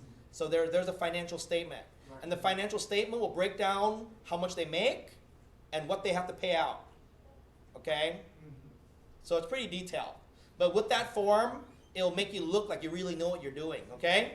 So they'll fill out a financial statement form, okay, for us, okay? Another thing, next one, so that second is a financial statement, okay? They're going to fill out just a questionnaire, and then the questionnaire will basically have their financial information, how much they pay, how much they get in income, what their expenses, their daycare expenses are. Does that make sense? Yeah. A little, okay? The next one is a hardship letter. In order to get the process started, they have to have a hardship letter, okay? Every lender will ask you for a hardship letter. How many people in here have ever dealt with a short sale before? Raise your hand. See? Good, half the room, okay? You guys always had a hardship letter, right? Yes? Yeah, they'll always ask for a hardship letter, okay? Okay? How many people in here have ever listed a short sale before? Raise your hand. Okay. Good. Okay. The next thing is an estimated settlement statement from the title company. An estimated settlement statement or closing statement from the title company. Okay? When you work short sales and you work with someone who's, we work with a title company that is good with short sales, the title officer will give you an estimated cost that it will cost the client to sell their home. Okay? Someone tell me why that is. Tell me why that is. Bank wants to know what. Like how much rent or what is the commission? Because the banks will make the decision on allowing your short sale or not based on those estimates. Okay? Make sense? The banks will normally allow for a 5% commission. Oh, that's good. Okay? Not 6. Okay? How many people have ever taken a short sale for 6? Raise your hand. One person. 6? The bank allows 6? Most of the time they allow 5. Okay? What about commercial, same thing? Yeah. Okay? What's that? Yeah. Okay. Another rule. You cannot represent both buyer and seller. Oh, you can't in a short sale, huh? Yeah, because they think it might be a conflict of interest. Okay. So have another one of our agents represent, even if you run into the buyer, we have quite a few agents, have one of our other agents represent. Okay. If you end up representing both, they will cut your commission in half. Oh. Okay? I think it depends on the bank. They will also, most of the time, they will also not pay a commission if you're representing a family member. Oh. Okay? Arm's length. Because it's got to be an arm's length transaction. Okay? Normally, they do not let you sell to a family member as well. Oh, okay. So look out for last names. But if you don't put last name, then Well, you have to put a last name. Every time there's a last name. How can someone take title without a last name, you know? But what if they say last name but they don't really do Then you have to sign a letter saying and sort of showing, you know, because there's a lot of Nguyen's in Vietnamese. There's a lot of John Smiths, you know, Smiths. So there's this pretty common last names. You have to have a letter explanation. If you lie, it's loan fraud, don't want to do that. you know. Okay. I'm looking at the loan fraud here. This is the guidelines for loan fraud. Loan fraud is a pretty serious crime. Okay, loan fraud can be 30 years in prison with a $1 million fine. Don't think I want to do that. Is it worth that? Don't think I want to do that. 30 years in prison with a $1 million fine? Yeah. If you do it, don't want to do that. Okay, so don't do that. That make sense? Yeah. Okay, because this is what happens sometimes. This is what happens sometimes. Okay. Seller sees that these homes in their neighborhood are selling for half of what their home is owed. So they tell one of their family members that, hey, I'm going to short sell my home. Why don't you be the straw buyer? Make sense? Why don't you be the straw buyer and buy it for me so I can still stay in the home? Does it make sense? Yeah, that's not the game you want to play, Not for sure. Make sense? Okay. All right. Put the home on the market. Because here's what happens, which is sort of crazy. And you want to talk to loss mitigation about this. Back in the day, the lender only wanted to see one offer. So you could be hanging on to like 10 offers higher than that one offer. But they only want to see one offer at a time. Does that make sense? And so some people who just didn't do it right or didn't do it ethically, they just submitted the first offer they get and then went and called it a day. Make sense? Or they would submit their buddy's offer. Yeah, or they submit their buddy's offer, right? Uh-huh. But you guys got to remember, the more that the bank writes off on your behalf, okay, the more you might get 1099 for as a loss, as income. When the banks write off a loss as debt forgiveness is income. You guys understand that? There's two caveats to that. One is, was it under the Obama administration where they had a short window where the government wasn't taxing that debt forgiveness? Yeah. And the other is if you have PMI. If you have PMI, you're not obligated under the tax forgiveness because PMI would pay it. Yeah. But it is considered your income though, even though PMI pays it. But it's insurance. So I know, you're I not get it. taxable. But the laws have changed. Oh, they have changed since that time? Well, I mean,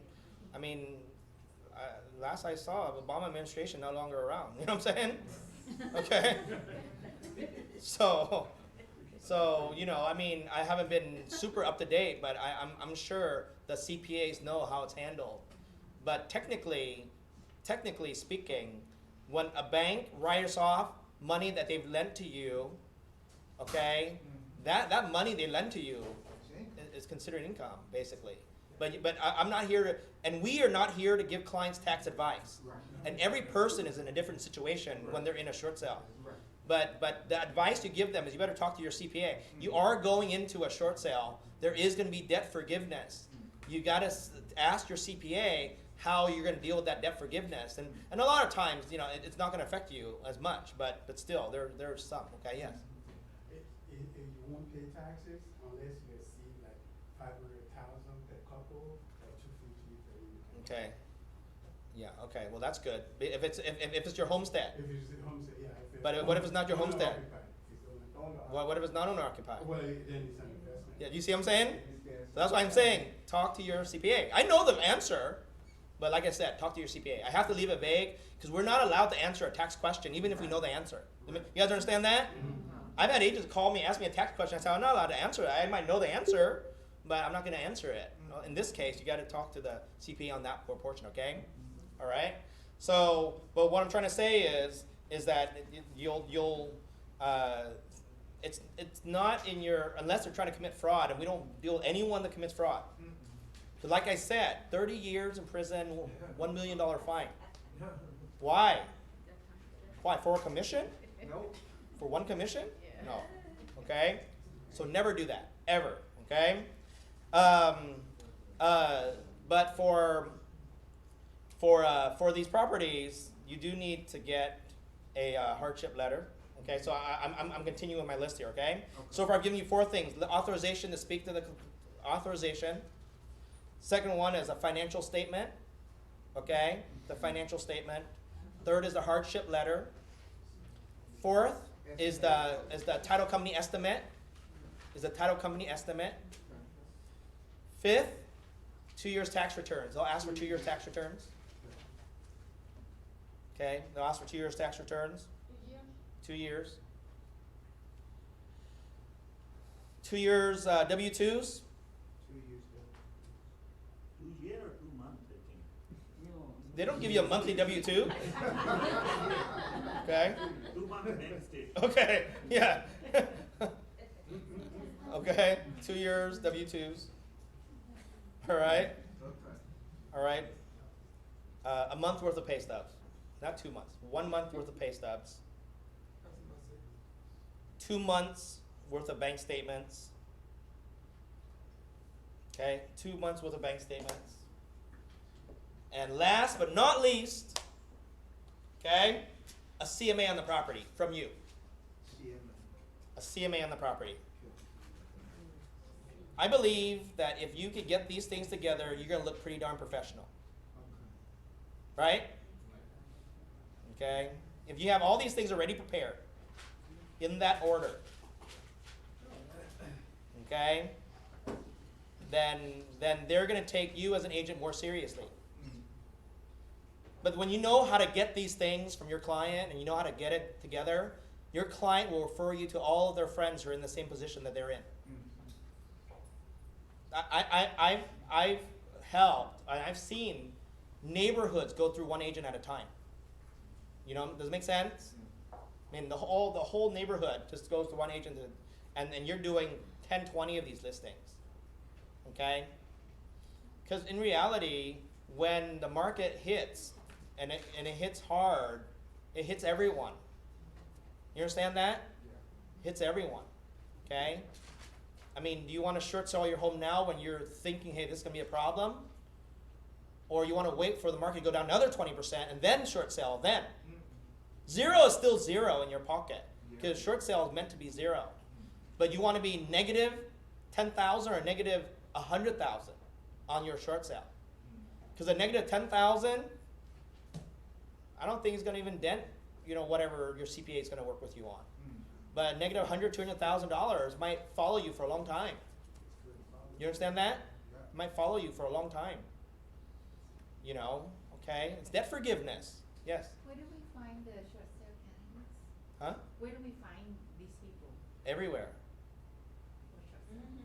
for short sale?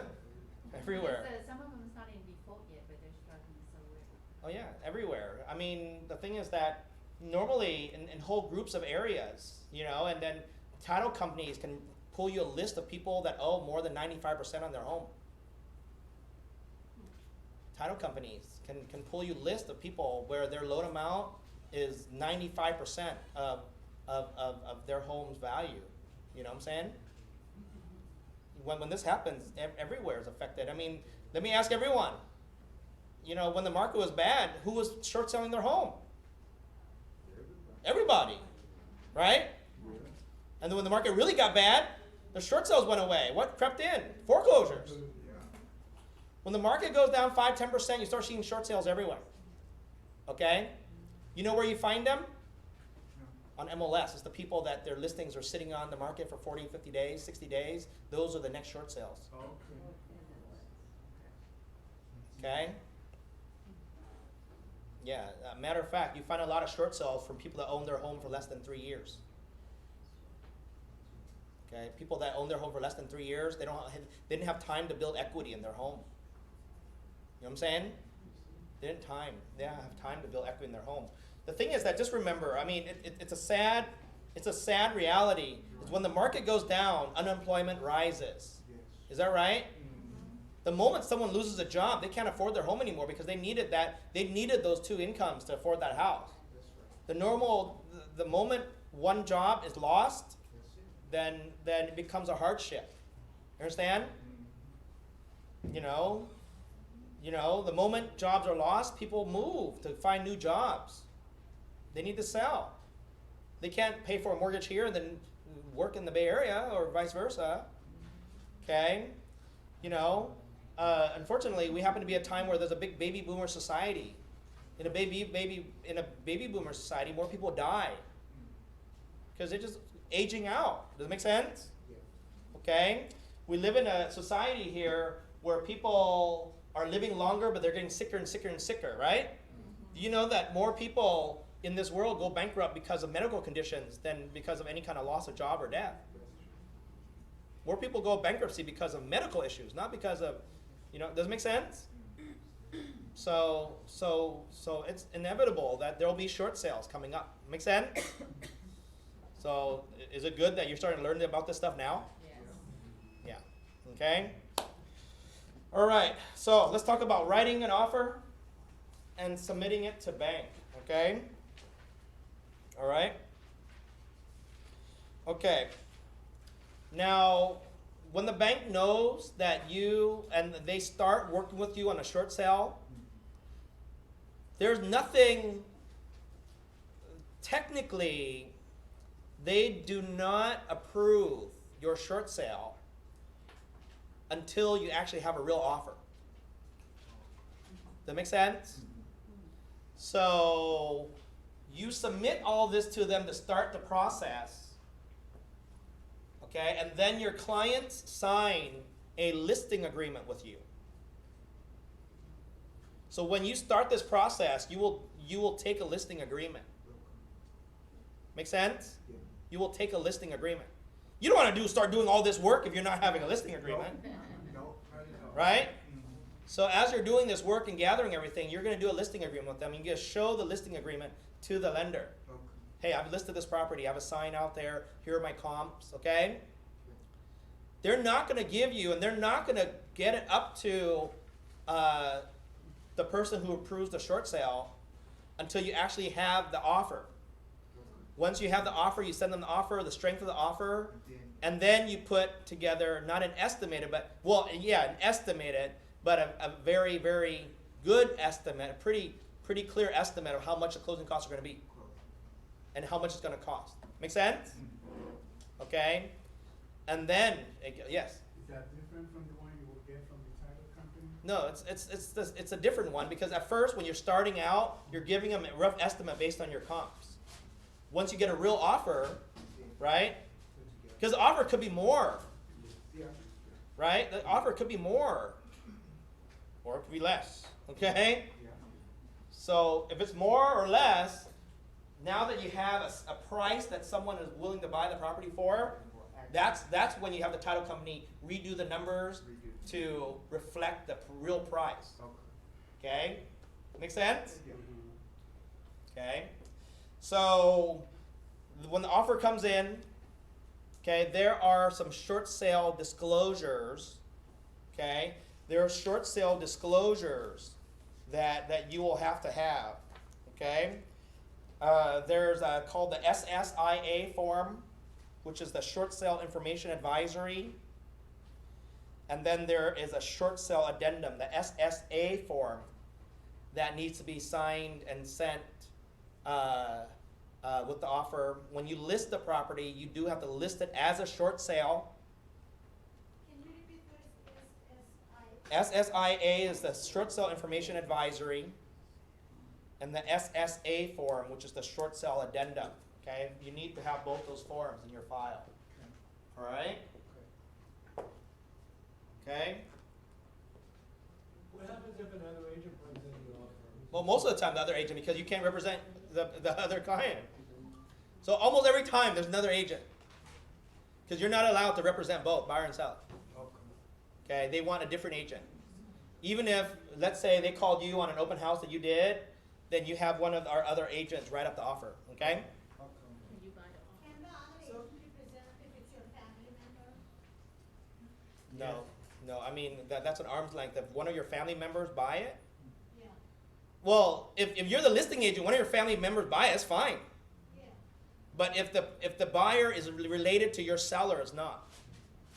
Okay. You understand what I just said? Yes. Okay. So it cannot be the seller's relative, but Yeah, the seller's relative cannot buy the home. It's You can? Yeah. Robert, Yeah. the SSIA and SSA is the buyer, right? Yeah, it's the buyers have to sign it to be advised that this is a short sale, okay? Even when you list it on the market, you have to say it's a short sale. And on the confidential remarks, put in there that commission will be split 50-50, depending on what the lender agrees to pay. Most of the time, the lender will agree to pay 5%. But there is sometimes a situation where they might not approve your 5% and reduce it to 4%. Make sense? But normally I don't see them playing around with our commissions. Okay. How many people have ever done a short sale where they reduced your commission? Raise your hand. A couple times, right? And they reduced it from what, 5 to 4? Yeah? To 4? Huh? Golden one pay because A golden one will do down to what? 2%. Per side? Yeah. Yeah, so that's 4, yeah. So depending on whoever, like golden one, credit union, I mean, sometimes they'll do it. But normally it's not good practice because when you start playing around the commissions of the agents, it doesn't create a good relationship with the banks. You know what I'm saying? I also had to put down in the confidential section that any reduction in the commission has to be split between the buyer's agent and the seller's. Yeah, I just said that. That's what he just said. Yeah, that's right. So yeah, put on the confidential remarks that whatever reduction, reduction from the lender will be split between buyer's agent, seller's agent equally, 50-50, okay? Whatever the reduction is, okay? All right. But normally they don't reduce, you know, I mean, some do, but it doesn't build a good relationship with the agents. Yes, Alma? Yeah, they reduce it because of the liens. There's a lot of liens in the Yeah. property. Their net is so small. Yeah. So, Well, if you had well, sometimes they do it because they found new liens during the time, you know, and they'll say, man, you got to reduce it with us if we're going to accept this, okay? All right? But if you come in with it, when you come in with it, you know, you would have gotten the title company to give you an estimated sheet. Then by that time, they've run the prelim. So you sort of know what type of liens on there. Hopefully they don't reduce your commission, okay? All right? But it's really a whole feeling out process. It's really a whole process because sometimes you'll find liens and the seller don't have no money. You can't expect them to pay off the liens. Does that make sense? Right? And sometimes the buyer's willing to pay those things off. Sometimes we get the buyers to pay for some of those things. So it's really an all around, hey, everyone, we got to work together to make this work kind of deal. Does it make sense? It's a, hey, we all got to get our minds together and try to make this work. You guys understand that? Okay. What if the seller has a second one? Yeah, no, I was going to go into that, but since you asked that question, let's talk about that. Okay. Short sales, one of the biggest headaches you'll ever run into in a short sale is the second. Yes. Okay? That's a deal killer. Okay? That's normally a deal killer if there's a second. I mean, you can do it. You can do it. But getting involved in a short sale where there's a second is always an ordeal. More negotiation. Okay? Because now you have two groups to negotiate with. Now, some seconds are easy to work with. Someone give me an example of an easy to work with second. Anyone ever worked with an easy to work with second? Yes? No? Raise your hand. Huh? Well, if it's the same lender, you're working with the same people. That they really don't count as much. Like solar energy or something? Yes. Chase. But normally, isn't that on the piggyback though? Is that on the first and second the same Chase? no, second. And the first was different? Yeah. And what did Chase take? They can take 10,000. They took 10,000? Okay. All right. So this is what happens. Did the first okay that the second get 10,000? The first okayed it? Who okayed it? AMC. AMC okayed it? Okay. All right. All right. Here's what happens, guys. This is what happens, okay? If there's a second, one of the negotiation things you're going to have to do is negotiate with a second and see if they'll take less. Second's 50, you might get them to take 10. How much was a second, Alma? It was 80. 80? And then they took 10? 10. Yeah, okay. Okay. But sometimes I did one short sale listing and the client didn't tell me they have second mortgage. What happened? And all the way when I'm ready to close, title company find out. Well, you didn't see the second on the prelim? I did not. Okay, well then next time look for it. At the beginning. Recently, Okay, oh, recently. yeah. So what happened? Then it It fell out? Okay. Well, now you guys know. See, I'm pre-warning you, okay? Don't go through the very end. Leave a seller, leave a buyer, and then there's a second at the end. Wasn't it on the prelim? No. How can a second not be on a prelim? Like I start work and she got second. What, during the time? Yeah. Oh, wow. Okay. Well then, all right. So just so you know, the second has to She be, didn't disclose me until the last day of closing. because the only way you remove the second is to trustee sale. Okay, the only way you remove, then it just has to go into foreclosure, and then the first will just cancel out the second. You know what I'm saying? Okay. But if you're in the situation, then you got to know all the liens are on there. If you're in a short sale, okay, you need to tell the title company, hey, is there a second? One of the most important questions to ask: are there any junior liens we're dealing with here? Okay. Okay. The banks already know they got to pay off all the tax liens and stuff like that. That's all part of. They know they have to pay that off. Does it make sense? Yes. They have to allow those to be paid off. That's superior to the actual loan. Mechanics lien, utility liens, tax liens, whatever. Okay. All right. But the junior liens, you got to negotiate them. Some junior liens, they'll throw it out at the very beginning. They'll say, hey, we're owed 80, we want 80. We're not going to budge. But most seconds are smarter than that. Okay, most seconds are smarter than that. Who in here has ever done a short sale where they had a really hard second and the second killed the deal? You did? Yeah, Countrywide / Bank of America approved $3,000 for the second, which was Chase, Uh-huh. and Chase proceeded to foreclosure. The second foreclosed, right? How much were they owed? 28. Okay, so they didn't take it that time. See, they don't always take it. How about you back there? Yeah, it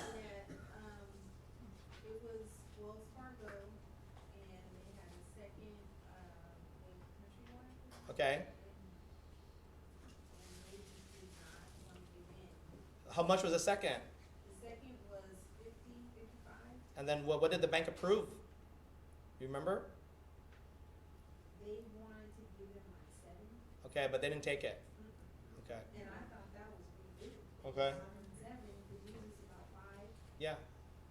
Who comes up with the amount for the second? Okay. The person that comes up with the amount for the second is the first. The first says, okay, here's my net. I'm owed 400, and you're offering me net 300. That means that after I pay your commission, pay this, you're offering me net 300. Now there's a second that's another 100,000. If I'm going to take less, then I'll approve them to get 10. So then you have to go back to the second and say, hey, the first has approved you get 10. Will you take 10? What if they say, no, our least we'll do is 13? Then what can we do? If they say, we'll take 13. Go back to first, say, hey, they said they want 13. Okay? They said, no, that's our final number, is 10. That's it. Then what? Sometimes the strategy is to hit the second first, find out what they'll take, and then submit to both the second and the first your offer, and then that makes it a lot easier Yeah. to sell. Yeah, if there's a second, you know there's a second, see what the second's minimum is. But sometimes they won't give you the minimum. Okay? All right? You can't force someone to take less than what they're owed. There's no legal way to have them to force take less than what they owed, okay? You just have to beg, all right? You know, reason with them. Or do what? Or reduce your commission. No, threaten don't work. Or reduce your commission. No. No, I've seen buyer and seller agent just to make it work, reduce their commission by that $3,000 to make it work. If the buyer wants it bad enough, ask the buyer to pay $3,000 more for them. Right? Yeah. You can reduce your commission. I mean, at the end of the day, it's a net to the bank. Because the bank gives, okay, we're willing to get that this, and this. We want net this a number. Make sense? Yeah. And then at that point, you can say, I'll reduce mine by 1,000, you reduce yours by 1,000. Okay. Ask the buyer to chip another $1,000 to pay off the second. Okay. Make sense? Yeah. That's where your expertise comes in. Robert, is the less them take it, it is good for them for a tax write-off Who? to the bank? Well, yeah, I mean, when they lose money, they write it off. When you get debt forgiveness, you get income. So, no, never is there a time where they would rather, have more write-off. Write-off is only a percentage, you know what I'm saying? Whereas lose money is lose money, you lose all of it. For every dollar you lose, you don't get all full dollar back when it comes to tax savings, okay? You get a small portion of that. Make sense? Okay? So that's the process. So I'm walking you guys through the process. Okay, when you get an offer, you send it to the bank. Bank's going to review it. They're going to give you, an approval or a counter. Okay, then you could use that because see, here's the thing: is you've already accepted the offer. Okay, they want you to send them an offer that's accepted. Okay. So your seller has accepted the offer. Right. Okay, with the contingency that's accepted by the bank. You guys understand that? Yeah. Buyer can't come back and sue seller for accepting an offer that they can't go through with. all these offers that are accepted are subject to bank approval, right? Yes. The bank will then take that offer, analyze it, and then the bank will approve it or not approve it. And when they don't approve it, which is most of the time, they will counter it back.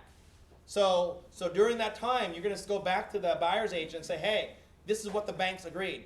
You know, they're not going to allow for your client's $300,000 offer, but they will allow, you know, $315,000, okay? And you at the time will say, okay, we'll take the $315,000, right? Of course, if a second comes into play, then it all throws everything out of whack. You gotta get all those numbers in place, and then that's how it works. So to be honest with you, short selling is more work. Okay, is it yes or no? Yeah. Any comment? Yeah, Alma. Yeah, you can dispute the approval amount by sending them the cost of repairs for the property against the land. Of course. Yeah. So a good comment. Good comment. Yeah, because you've done a lot of these, right, Alma? Yeah. So one of Alma's comments is that you could dispute their counter by showing them that the home needs a lot of repair. Okay, but if the home doesn't need repair, then you don't really have anything. But yeah, then you dispute it by sending them, a list. Hey, this home needs a lot of repair. That's why this is the price. Does it make sense? Okay. For the agents that do short sales, any other thing to watch out for? Anything? Usually short sale is as we sell, right? Yeah, always. When it's a short sale and you're working with a buyer, don't expect to do a walkthrough and give an R&R. R&R is request for repairs, okay?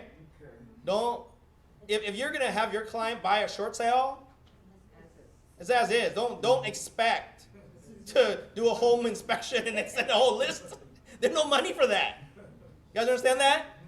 I put that thing in the contract. Huh? Later on, they don't blame any. What? I put it in the contract, this also. Well, it's on the addendum too, you know, it's on the addendum too. But it's as is. Short sales are as is, okay? Don't expect to get the bank to fix anything for you, and the seller don't have no money. What are they gonna fix? Okay, they're losing the house, okay? For less than what, they don't have no money, okay? You guys got that? Okay. Oh man, why is it I always run out of time with you people? Okay. So we're not absolutely done yet with short sales, so I'll continue it next week, okay? We're not absolutely done yet. But again, you're learning very important stuff in the class, okay? All right, I think I have one group up here to use to meet today, right? I think what, the land group or something like that? Yes. Okay, all right, guys, come on up. All right, I'll see you guys next week. Joanna will meet with you, okay? Yeah, let me get these guys on the thing, and then you meet us. In like 5 minutes, okay? All right.